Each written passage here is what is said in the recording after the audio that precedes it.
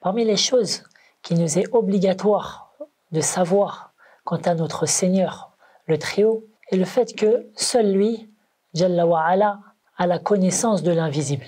Et c'est une connaissance qui lui est propre à lui seul.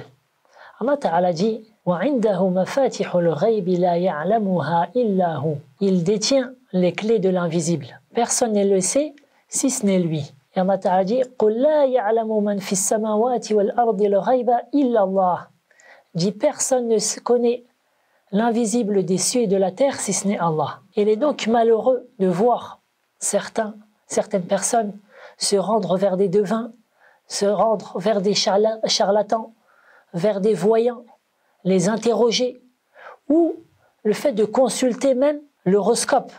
Toutes ces choses-là et personnes qui prétendent connaître l'invisible.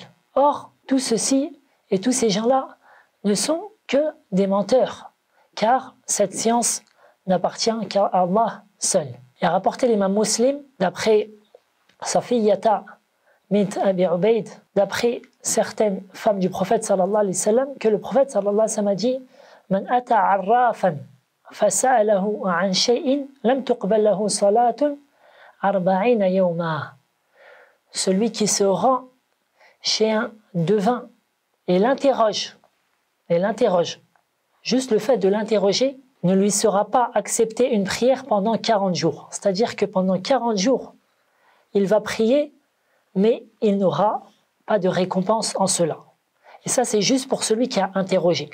Tandis que celui qui a cru en cela, il va rapporter l'imam Abu Daoud et d'autres, d'après Ibn Mas'ud, et certains savants du hadith voient que c'est une parole d'Ibn Mas'ud, et d'autres ils voient que c'est une parole du prophète sallallahu alayhi wa sallam. Quoi qu'il en soit, le jugement est authentique. La parole Man ata arrafan ou sahiran ou kahinan fasa'alahu fasaddaqahu bima yaqul faqad kafara bima unzila ala Muhammad. Celui qui se rend vers un devin ou un sorcier ou un voyant, l'interroge et croit en ce qu'il lui a dit, il a certes mécru en ce qui a été révélé sur Mohammed. Ainsi, le fait de croire en cela fait partie de la mécréance, qu'Allah nous en préserve.